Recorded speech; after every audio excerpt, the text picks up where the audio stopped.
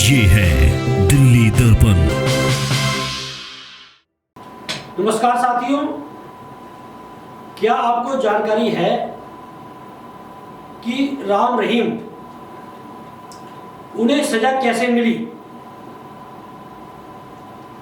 दरअसल राम रहीम पर आरोप लगाकर एक गुमनाम साध्वी ने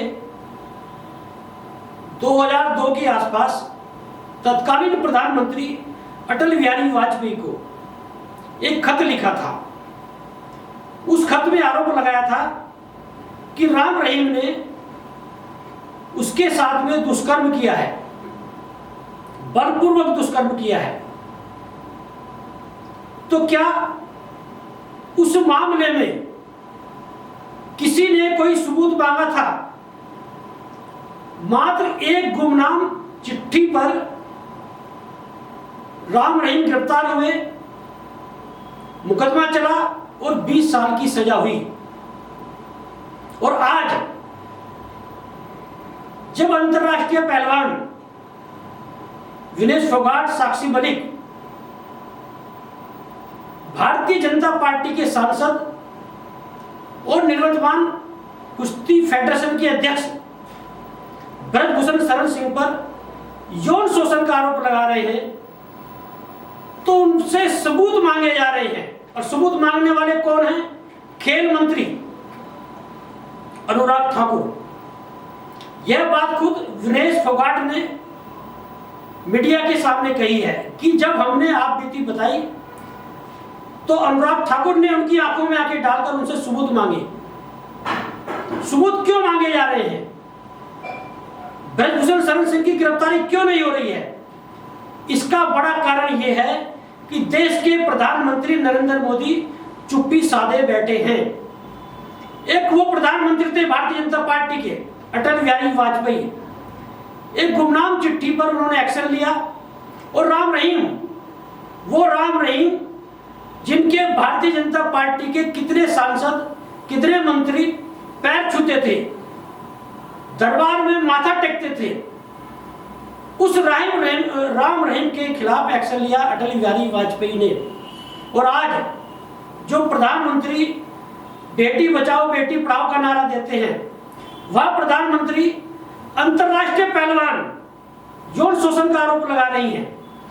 और ये कहा जैसे बिल्कुल, मैं तो ये कहूंगा कि ब्रजभूषण शरण सिंह का मामला बिल्कुल राम रहीम जैसा है। और जो गुमनाम चिट्ठी लिखी थी साध्वी ने, मैं संसद में बताऊं क्या चिट्ठी लिखी थी अटल बिहारी वाजपेयी जी को कि मैं पंजाब की रहने वाली हूं, मेरे घर वाले अंध श्रद्धालु हैं राम रहीम के, और उसी वजह से मैं भी वहां पर साध्वी बनी। और उन्होंने लिखा कि जब किसी राम रहीम के शिष्य ने उन्हें बताया कि आज परमात्मा बोलता था, राम रहीम बुलवाता था अपने शिष्यों से, अपने समर्थकों को, अपने को, तो आज परमात्मा ने आपको याद किया। तो उस लड़की ने उस पत्र में लिखा है जो अटल बिहारी वाजपेयी जी को लिखा था कि जब मैं वहां गुफा में, मैं बहुत खुश थी कि परमात्मा ने मुझे बुलाया है, लेकिन जब मैं उस गुफा में पहुंची हैरान रह गई। राम रहीम एक बेड पर बैठे थे, उनके पास में रिवॉल्वर रखा था और टीवी में ब्लू फिल्म देख रहे थे। उस लड़की ने उस पत्र में लिखा है कि मैं एक तरह से बेहोश हो गई और मेरे पैरों की जमीन खिसक गई उस दृश्य को देखकर कि ये है राम रहीम। और उस लड़की ने लिखा कि राम रहीम ने मुझे पानी पिलाकर जब मैं होश में आई तो मुझे डराया, रिवॉल्वर हाथ में लेकर कि देखो ये रिवॉल्वर है, तुम्हारे माता पिताजी मेरे अंध श्रद्धालु हैं और पंजाब की जहाँ की तुम रहने वाली है, वहाँ के कई केंद्रीय मंत्री जो है वो मेरे पैर छूते हैं, मतलब तुम्हारे विरोध का कोई फायदा नहीं है। तो उस लड़की ने स्वीकार किया कि उस डर से भय से उसने जो है राम रहीम के साथ में समझौता किया। उसने ये भी लिखा कि जब मैं 3 महीने के अंतराल में 20 से 30 बार मुझे राम रहीम अपने पास बुलाता था। मतलब ये कहा जा सकता है कि 3 महीने में 20 से 30 बार जो वो साध्वी थी उसका दुष्कर्म होता था। उस लड़की ने उस पत्र में यह भी लिखा है कि उसकी जैसे हजारों साध्वी वहां पर जिनका यौन शोषण होता था, दुष्कर्म होता था। और एक्शन लिया। आज राम रहीम जेल में है, उम्र कैद की सजा काट रहा है। क्यों काट रहा है? क्योंकि अटल बिहारी वाजपेयी जी ने एक नैतिकता दिखाकर, एक प्रधानमंत्री पद की गरिमा दिखाकर, एक प्रधानमंत्री पद की जिम्मेदारी और जवाबदेही दिखाकर वो एक्शन लिया। और आज के प्रधानमंत्री जी क्या कर रहे हैं? विदेश में जाकर कार्यक्रम कराएंगे, महिमा मंडन कराएंगे और वाई लूटेंगे।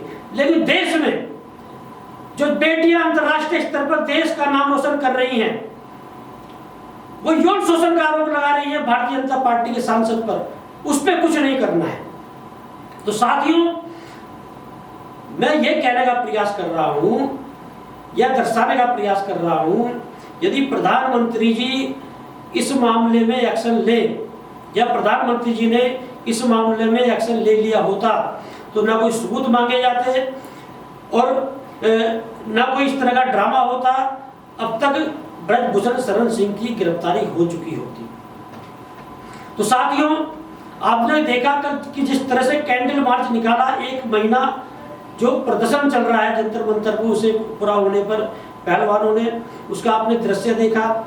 और जिस तरह से किसान संगठन, खाप पंचायत के चौधरी इस मामले में जुट रहे हैं, आंदोलन निश्चित रूप से बड़ा रूप ले रहा है। और मैं दावे के साथ कह सकता हूं, जिस तरह से किसान आंदोलन में प्रधानमंत्री जी को मजबूरन देश से माफी मांगनी पड़ी थी और नए कृषि कानून वापस लेने पड़े थे, इसी तरह से जो पहलवानों का ये जो आंदोलन चल रहा है, पहलवान जो ब्रजभूषण शरण सिंह पर जो यौन शोषण के आरोप लगा रहे हैं, इस मामले में भी प्रधानमंत्री जी को मजबूरन होकर इतना बड़ा आंदोलन ये रूप लेगा कि इन लड़के पहलवानों से न केवल माफी मांगनी पड़ेगी बल्कि ब्रजभूषण शरण सिंह की गिरफ्तारी भी करानी पड़ेगी। क्योंकि जो 2024 का लोकसभा चुनाव आ रहा है, क्योंकि प्रधानमंत्री जी नहीं, देश के जितने भी राजनीतिक दल हैं उन्हें सत्ता चाहिए और खुद प्रधानमंत्री जी तो सत्ता के लिए जैसे लालायित रहते हैं।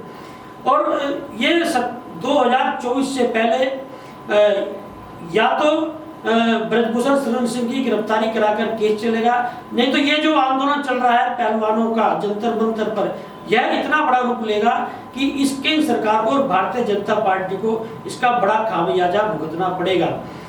अटल बिहारी वाजपेयी जी का जो मैंने ये हवाला दिया है, उनकी नैतिकता को जो हवाला दिया है, ये मैं उन अंधभक्तों को भी बता देना चाहता हूँ कि जो मोदी की महिमा मंडन करते घूम रहे हैं, मैं उन भक्तों को भी बता देना चाहता हूं जो ब्रजभूषण शरण सिंह की पैरवी कर रहे हैं।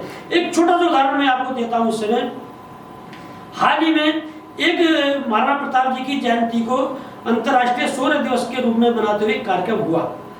उसमें मैं भी गया हुआ था और मैं ये वहां पर एक वक्ता ने बोला, दंग रह गया, ब्रजभूषण शरण सिंह की उस महाराणा प्रताप की जयंती के कार्यक्रम में पैरवी की जाने लगी और मंच पे बैठे हुए किसी भी नेता ने, किसी भी मंचासीन गणमान्य व्यक्ति ने उसे बीच में नहीं टोका।